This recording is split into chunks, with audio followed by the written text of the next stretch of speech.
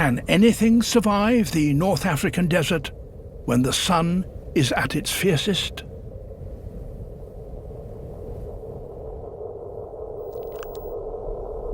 It's approaching midday. A fringe-toed lizard is hungry. He's on a stakeout.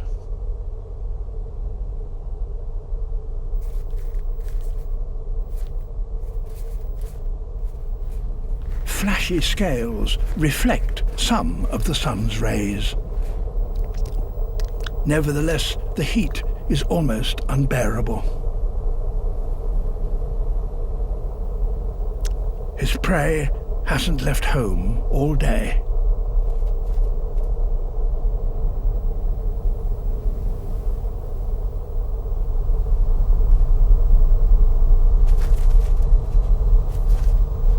The lizard is the last animal still out on the dunes. But even he can't take it anymore. To survive longer, you'd need a spacesuit. And in a way, that's what these insects have. Silver ants' armored skin reflects light. They can tolerate temperatures that would kill any other land animal. Even so, they can only survive for less than 10 minutes in the midday sun.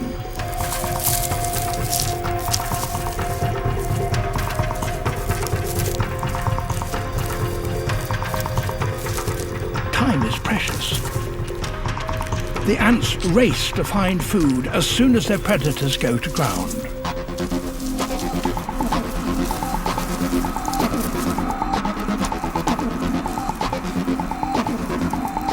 They can't afford to waste a second getting lost, so they spin to take a bearing from the sun.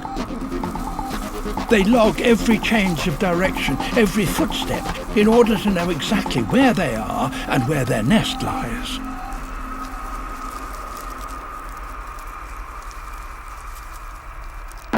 Only 4 minutes to spare, and they found a victim of heat stroke. A meal. But it's going to take a monumental effort to get it home.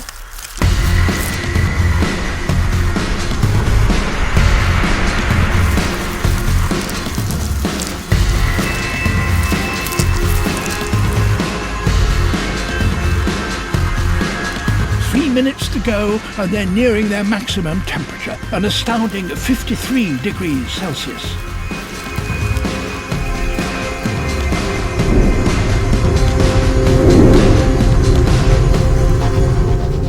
But there are already casualties.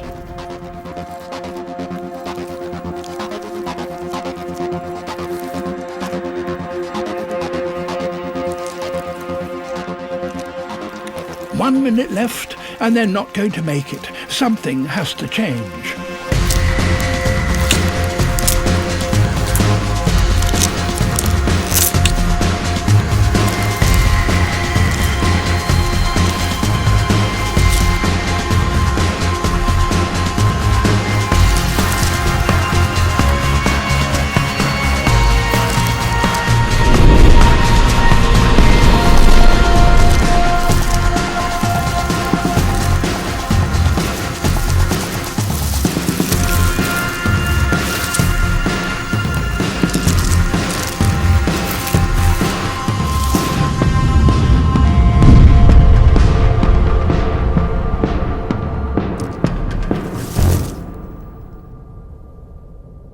The silver ant is the hardiest of all desert inhabitants. Even so, it can only survive outside in the middle of the day for a matter of minutes.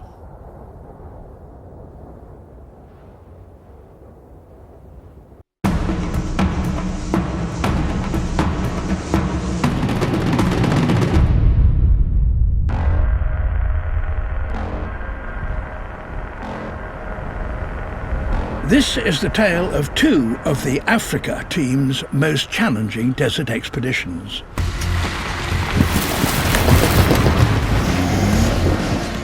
One focused on a minuscule creature with an incredible turn of speed.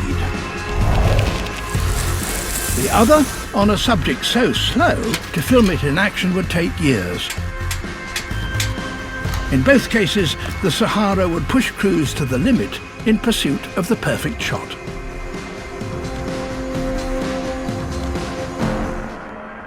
In Tunisia, the mission is to capture footage of moving sand dunes, something that's never been tried like this before.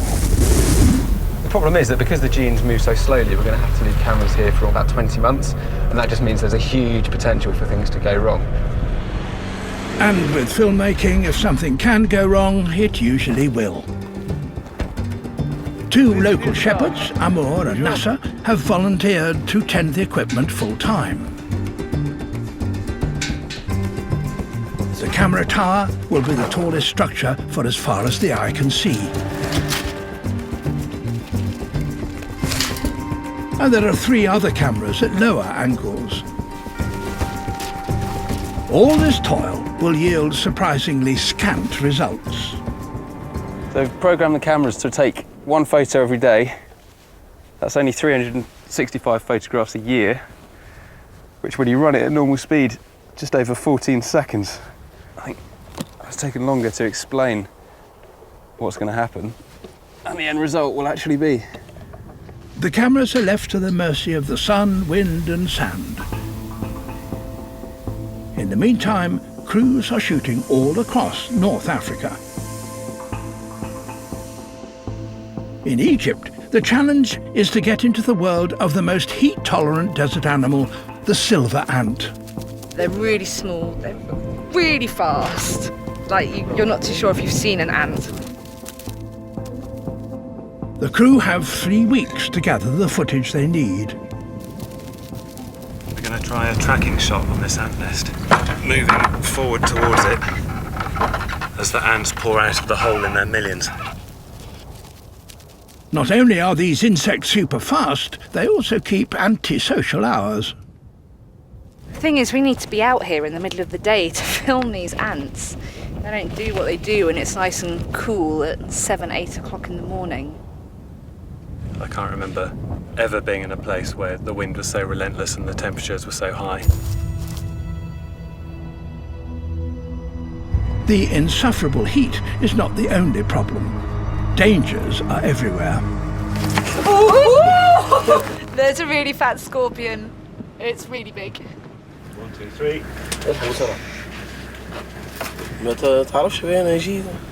This might kill. Yeah. Yeah. It's big and have a lot of poison in his dark thing.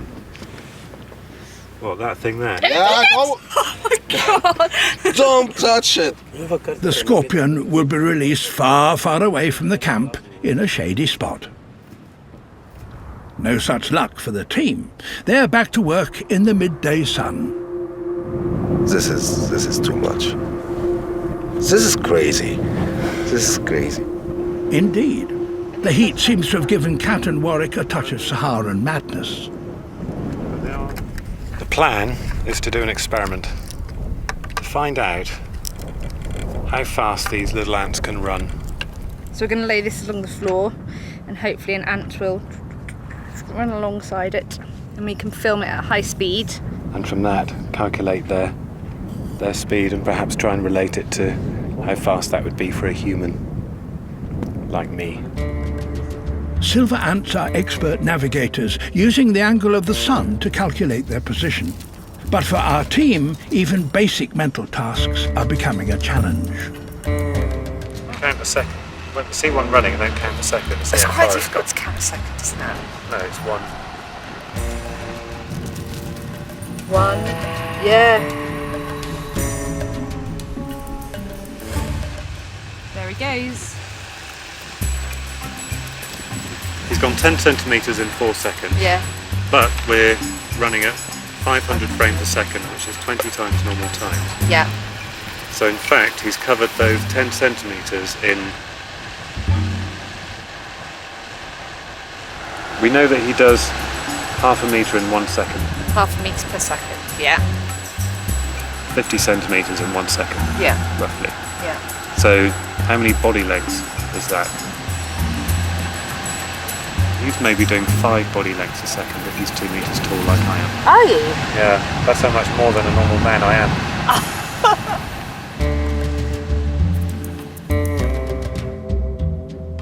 Eventually, the duo decide that if the silver ants were our size, they'd be doing 280 miles an hour. They're one of the fastest sprinters in the animal kingdom. No wonder we've been struggling to film them. It does explain a few things. Athletics. Knowing the exact speed of the ants is all well and good, but there's still a great deal of work to be done before the shoot finishes. However, in Tunisia, there's no shortage of time, and hopefully no news is good news as far as Amour and Nasser are concerned.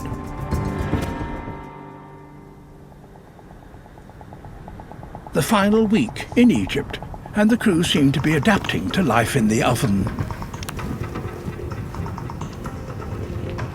Practice is making perfect, and the sequence is coming together.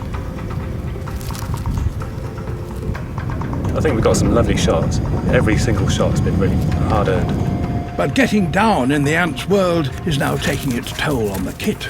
It's running to stand still, the business of blowing dust off these things. Oh no. It's got dust in it. Oh, crunch. I think these ants are stunning looking. Near impossible to film, I think, because of the speed they had. But, you know, I've come to love them over the days and weeks. With the sequence in the bag, Warwick wants the final traditional sunset shot. It's the best time of day to film sunsets, in the evening. That's experience that tells me that. I've been doing this for years. You learn these things. Thanks to Warwick's experience, including sunsets, he and Kat have captured the extraordinary life of the speedy silver ant.